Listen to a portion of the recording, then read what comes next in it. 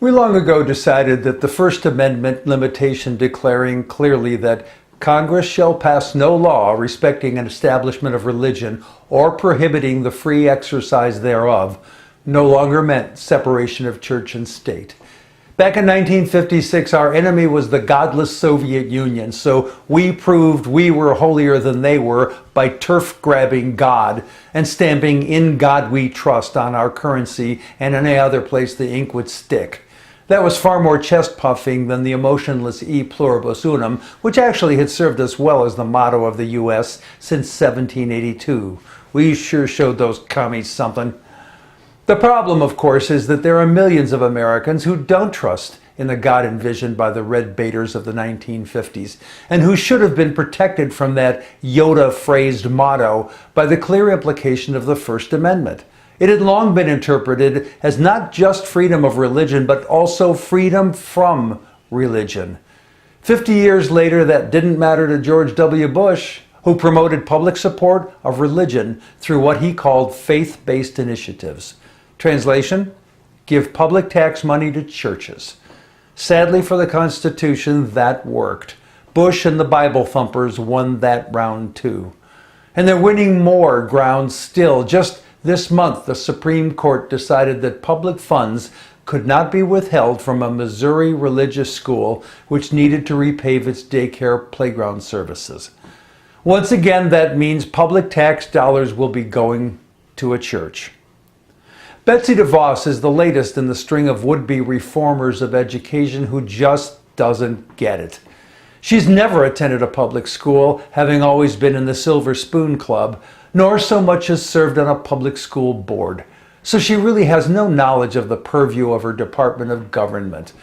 In her educational myopia, she thinks that privately owned charter schools and parochial schools are the answer to the problems of our educational system and what it's facing. Said another way, DeVos wants to give billions of dollars of public tax money to church-owned, church-run schools.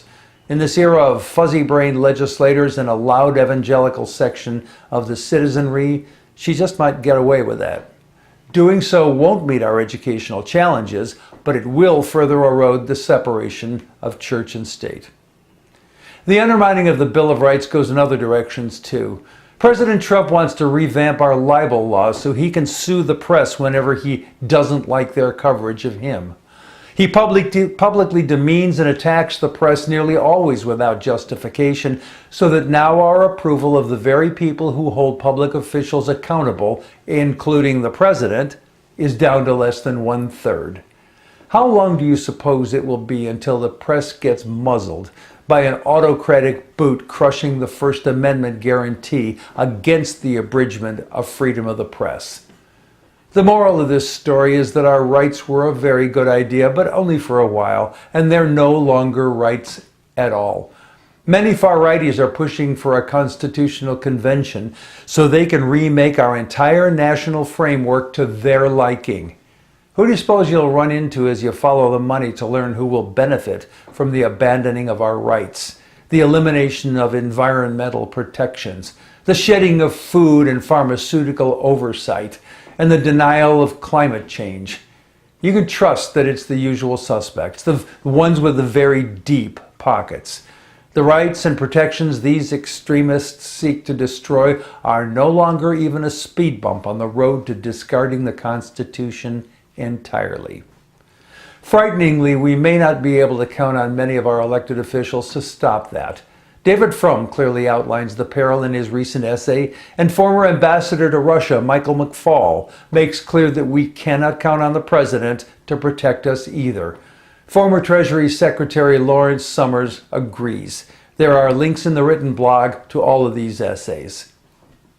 With our Republican legislators each scrambling to be the last one to find a spine, the 2018 election looks to be of even greater importance than was the election in 2016.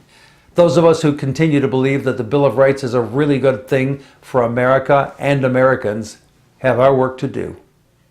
I'm Jack Altshuler.